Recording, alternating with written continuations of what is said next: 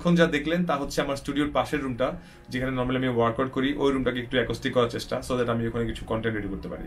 আমার কাজিন পিয়াস আমাকে অনেক বেশি হেল্প করে এইসব ফোম এন্ড এভরিথিং সেট করতে।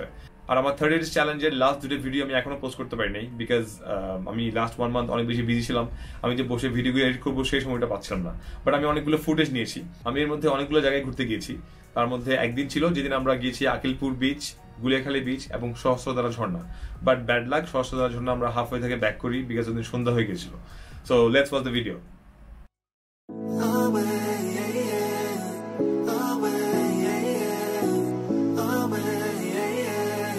চট্টগ্রাম থেকে রওনা দিলে কুমিরা ক্রস করে হাতের বামে লতিফা সিদ্দিকা ডিগ্রি কলেজের একটা গেট দেখা যাবে। সেই গেট দিয়ে যেতে যেতে পাওয়া যাবে আকিলপুর বিচ। চট্টগ্রাম থেকে আনুমানিক 24 কিলোমিটার দূরে এই আকিলপুর বিচ অবস্থিত। আমরা কিছুটা দূরে গাড়ি রেখে বাকিটা পথ হেঁটে গিয়েছিলাম, কারণ রাস্তায় অনেক কাদা ছিল এবং রাস্তার কাজ চলছিল। আকিলপুর বিচ দেখতে অনেকটা পুরনো পতেঙ্গার মতো। যারা আগে পতেঙ্গা গিয়েছেন তারা এর সাথে একটা সিমিলারিটি খুঁজে পাবেন। বড় বড় চারকোনা পাথর দিয়ে সাগরের পাড়টা বাঁধানো এবং ছোট একটা বিচ।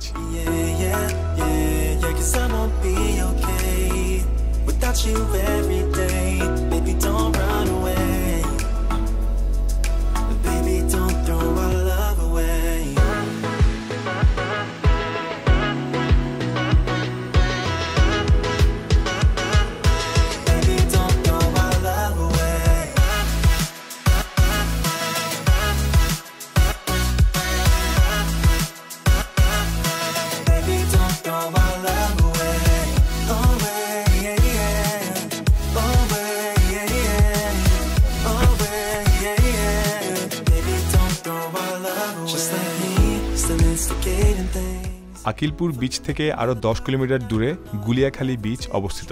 সীতাকুণ্ড বাজারের ভিতর দিয়ে যেতে হবে। সীতাকুণ্ড বাস স্ট্যান্ড ব্রিজের নিচ দিয়ে একটা রাস্তা গিয়েছে, সেই রাস্তা ধরে যেতে যেতে শেষ মাথায় গুলিয়াখালী বিচ। রাস্তাটা অনেক ছোট ছিল, সো আমাদের গাড়ি নিয়ে যেতে খুব বেগ পেতে হয়েছে।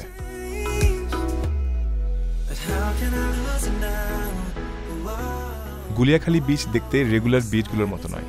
এর একদিকে বিশাল সমুদ্র, আরেকদিকে সবুজে ঘেরা কেওড়া বন।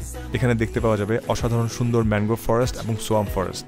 ন্যাচারালি এখানে অনেকগুলো ক্যানাল সৃষ্টি হয়েছে, যেখানে জোয়ারের সময় পানি এসে ভরে যায় এবং এই কেওড়া বনটা শুরু হয় সাগরের মাঝামাঝি থেকে, যে কারণে আপনি যখন সাগর পাড়ে হাঁটবেন পায়ের নিচে বালি পাওয়া যাবে না, পাওয়া যাবে শক্ত মাটি। স্থানীয় মানুষদের কাছে এটা মুরাদপুর বিচ নামেও পরিচিত।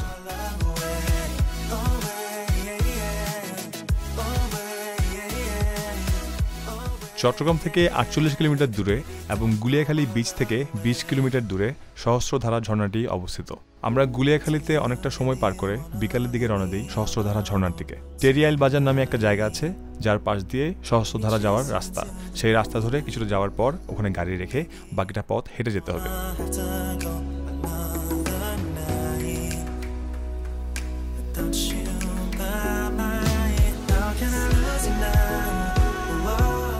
সহস্রধারা ঝর্ণা যাওয়ার যে রাস্তাটা সেটা খুবই ইজি ট্র্যাকিং। অলমোস্ট 40 থেকে 45 মিনিট হাঁটার পর সেখানে একটা ওয়াটার ড্যাম দেখা যাবে, যার নাম হচ্ছে সহস্রধারা ইরিগেশন প্রজেক্ট। সেই ওয়াটার ড্যামের পাশেই একটা লেক আছে, যে লেকটা ক্রস করলেই সহস্রধারা ঝর্ণার দেখা পাওয়া যাবে।